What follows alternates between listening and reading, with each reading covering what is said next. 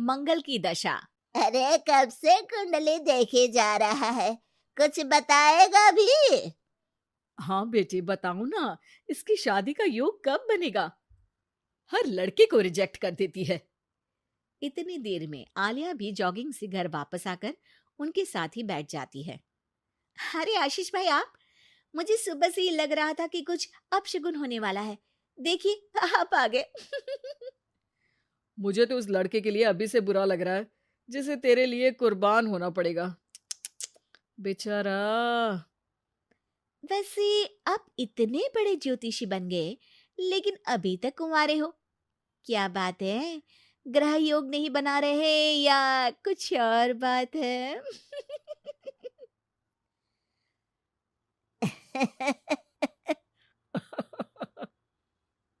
आलिया की इस बात पर वो और उसकी दादी हंसने लगते हैं, जिन्हें इग्नोर करते हुए माँ एक बार फिर उसकी शादी की बात पर आ जाती है।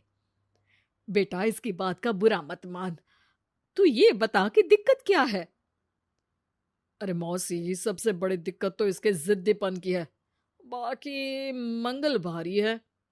जिद और स्वाभिमान में फर्क होता है।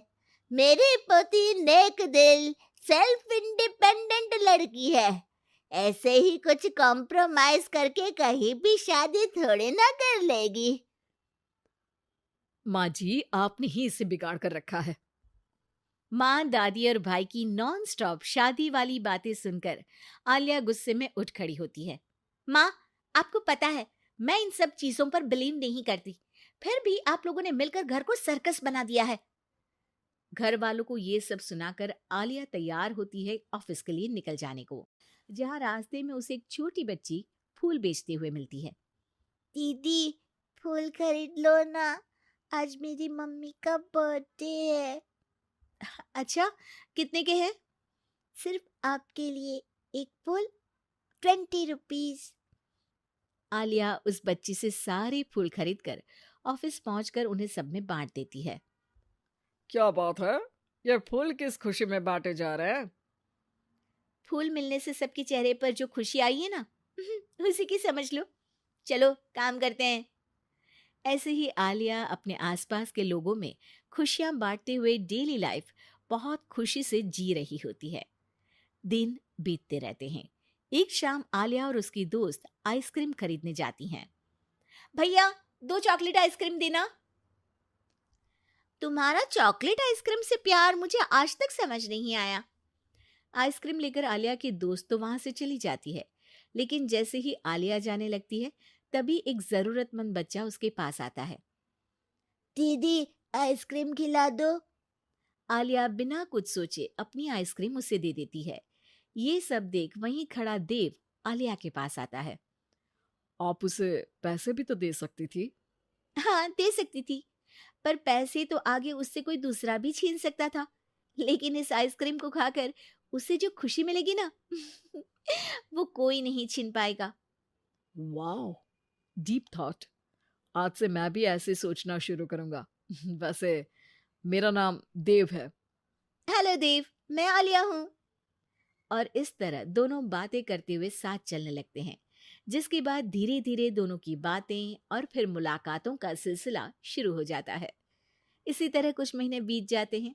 अब दोनों एक दूसरे को पसंद करने लगते हैं। मेरी मम्मी को उनके सोशल वर्क के लिए सम्मानित किया गया है, तो आज फैमिली डिनर में तुम भी आ सकती हो। अगर तुम्हारी मम्मी की गिफ्ट के लिए तुम मेरे साथ शॉपिंग चलोगी तो जरूर आऊंगी। दोनों शॉपिंग पर जाते हैं और रात को आलिया देव की मम्मी के लिए सुंदर लाल साड़ी लेकर डिनर पर पहुंचती है, जहां गिफ्ट देने और थोड़ी बात करने के बाद सब डिनर करने बैठते हैं। आंटी, आपको साड़ी कैसी लगी? अ, ठीक है। मतलब मैं एक सोशल वर्कर हूँ, तो ज़्यादातर सोबर कपड़े ही पहनती हूँ। डोंट वरी, मम्मी किसी स्पेशल मौके पर ये साड़ी ज़रूर पहनेंगी। इसी तरह बातें आगे बढ़ती हैं और डिनर खत्म होने पर आलिया घर वापस आती है, जिसके बाद से ही वो देव के साथ बात करना बंद कर देती है।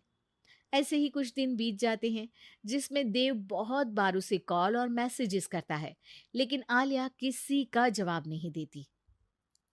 क्या हुआ? सब कुछ तो अच्छा चल रहा था, फिर तुमने देव से बात करनी क्यों बंद कर दी? उसकी मम्मी को घर में बहू नहीं, नौकरानी का रिप्लेसमेंट चाहिए, जो मैं नहीं बन सकती। अरे इतनी जिद भी अच्छी नहीं। लड़कियों को थोड़ा कॉम्प्रोमाइज तो करना ही पड़ता है। तुम्हारे लिए देव से ज्यादा सूटेबल लड़का तुम्हें नहीं मिल सकता। माँ उसे ये सब बोल ही रही होती है कि उसके फोन पर मैसेज आता है, जिसे पढ़कर वो तुरंत घर से निकलकर हॉस्पिटल पहुंचती है, जहां देव अकेला परेशान खड़ा होता है। पर आलिया उसके पास न जाकर एक कमरे में जाती है और कुछ देर बाद बाहर निकलकर घर वापस आ जाती है। इसके कुछ दिनों बाद देव और उसकी मम्मी आलिया के घर आते हैं। अगर तुम हॉस्पिटल आकर ब्लड डोनेट नहीं करती तो शायद आज मैं यहाँ सबके साथ नहीं होती। तुमने मेरी आंखें खोल दी।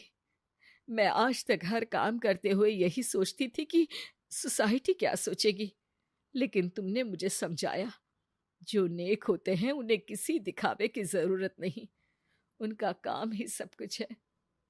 आंटी, अगर देव ग्रुप चैट में ब्लड नीडेड का मैसेज नहीं डालता तो मुझे पता भी नहीं चलता।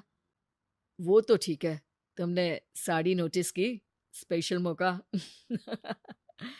आलिया, मैं खाना बना लूंगा, घूमने जाने पर सारा सामान उठा लूंगा। प्लीज शादी के लिए हाँ बोल दो। अगर खाना दोनों मिलकर बनाए और घूमते हुए जब जो थके दूसरा उसे लाइफ लॉन्ग संभालने का वादा करे तो डील पक्की।